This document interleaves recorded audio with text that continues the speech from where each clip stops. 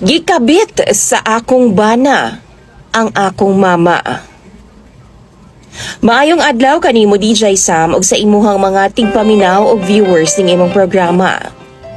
Tawagan na lang ko sa pangalang Resume, taga Davao Occidental. Sa pagkakaroon na ami karon nagpuyo sa Davao City kauban ang akong upat ka mga anak ug akong bana. Usahay pod akong mama diri magstay sa among balay DJ Sam. Grabe ka pala hubog ang akong bana. Halos kada adlaw mag-inom na siya kauban ang iyang mga barkada. Naay time DJ Sam moabot sa punto nga gusto na nakong buwagan siya tungod sa iya laging pagkabisyoso. Maulaw ko DJ Sam kay active kaayo ko mosimba. Pero akong bana, wa ko kabadlong tungod kay palahubog kaayo.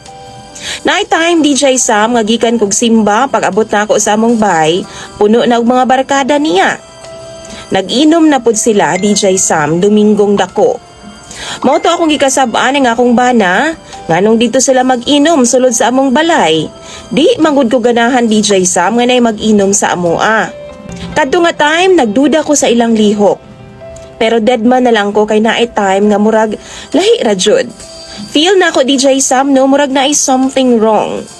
Maong nilakaw ko padung sa akong tindahan DJ Sam. Murag lain jud ang akong paminaw ni Mama DJ Sam. Udto kadto DJ Sam, gituyo na kog bilin sa balay ang akong bana og 9 years old nga anak. Akong bana DJ Sam tuwa sa kwarto na tug. Akong mama pod naa sa sala. Gipatug niya ang akong anak udtong tutok. Nagduda man ko sa ilaha duha DJ Sam ang nananghid ko nga moadto kog tindahan. Pero wa sila kay baw nga gibili nako ang cellphone. O giset up na nako daan ang CCTV sa ako ang phone DJ Sam. Akong itago nga dili nila makita.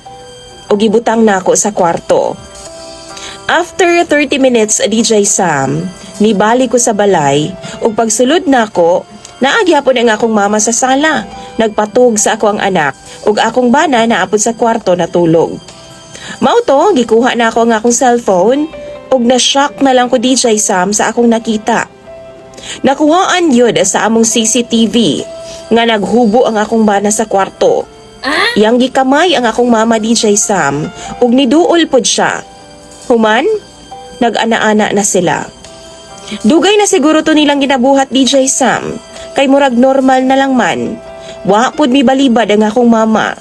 Mura ko gidatugan og langit sa kasakit sa akong dughan.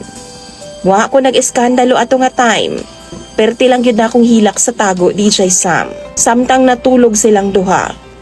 Tungod sa akong kalagot, akong gi-video call ang akong pinaka-close nga maguwang. Natinga siya nga nung naghilak ko. Akong giingnan sa panghitabo, DJ Sam. Nga naay kabit ang akong bana. Nangutana siya kung kinsa. Ug ako pong gisultihan nga akong mama o among mama ang kabit sa akong bana. Naghinilakay ming duha, DJ Sam. Di siya katuo nga mabuhat daw sa akong bana. Kay lagi, butan siya. Nangutana nga akong maguwang DJ Sam kung naaba daw ko'y ebidensya. Gitubag po na ko siya nga naa. Nakuhaan ako sila og video. Kami lang sa akong maguwang DJ Sam ang nakahibaw sa panghitabo. Gusto sa akong maguwang nga send daw na ako sa iyaha ang video para mutuo daw siya. Pero wa na ko siya gisendan DJ Sam tungod kay mahadlo ko basin mo katag ang video. Makita sa akong mga anak, dakong kauwaw, ug basin di sila kadawat. Basig unsay buhato nila ug maapektuhan ang ilang kaugmaon. Mao to DJ Sam, nagdumili ko sa pag-send sa video dito sa akong maguwang. Gi-advise na lang ko niya nga pahawaon ako si mama sa among panimalay, kay basig mausab pa daw ang ilang ginabuhat. Kung ugaling man, padayon nga gauban sila sa among panimalay. Wa ko kahibaw kung unsay angay na kong buhaton DJ Sam. Kay ingon sa akong maguwang, di daw ko magsaba nga maunay nahitabo sa ilaha. Kay basin tingalig ilabay sila tunga sa dagat sa among tribo. Mao to pagmata nila DJ Sam. Akong gitawag ang akong bana sa among kwarto. Nangutana ko kung unsay gibuhat nila ni mama didto. Anak pa siya wa daw. Mao tong gipakita na ako sa iya DJ Sam ang video. Mura siya giluod nga nagtan-aw. Ug didto naghilak og maayo DJ Sam ug ako siyang gikulata. Hinay kaayo ang tingog, kay basig madunggan ko ni Mama DJ Sam og mga silingan. Nangayo siyag pasaylo nako og nagluhod sabay ingon, "Sorry na.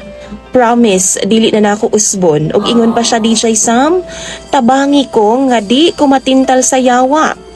Ug muuban ako nimo pagsimba." Pagkadungog nako sa iyang gisulti, DJ Sam, murag nawala ang akong kasuko. Gipulihan og kalipay. For how many years?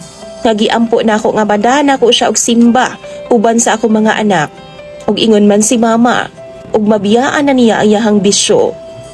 Makahuna-huna ako, DJ Sam, nga basig na hitabo ning tanan kay naay plano ang Ginoo.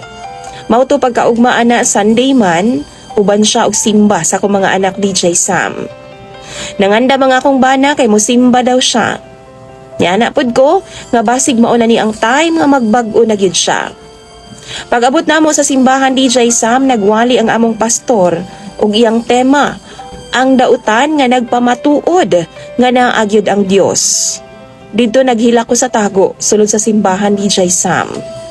Giampo nako nga unta, tabangan ko sa Ginoo nga mapasaylo nako sila, ang akong mama ug akong bana, ug makalimtan na ang tanan. Sa naitabo sa akong mama, DJ Sam, ug bana, ako ra ang nakabalo ug akong isa ka maguwang. Pero nasultian nako ang akong usa ka anak adto nga time. Tungod sa kalagot, wa ko'y tingog-tingog ang akong anak. Og ingon pa siya nga palayason daw nako ang akong mama sa among balay. Hangtod karon, DJ Sam, wa gihapon kay baw ang akong inahan nga kay baw ko sa ilang binuhatan. Wa na nako siya giaway sa nahitabo sa ilaha, DJ Sam. Kay di ko gusto gubot ug mahadlok pud ko basig atakihon si mama. High blood biya siya karon. Nagsimba na ang akong bana, DJ Sam, ug wa na pud siya gabisyo pa. Pero mangayo gihapon kog advice sa mga viewers kung pwede pa ba nako ipaipon si mama sa akong panimalay or didto na lang siya sa akong mga igsuon kay basin og tinuod ang ilang giingon nga matintal na pod ang akong bana sa akong mama. Karon na, DJ Sam, hinay-hinay na kog move on para sa akong pamilya. Ug daghan kayong salamat daan sa mga tambag sa imong mga viewers. Imong sender ug follower, Riza May.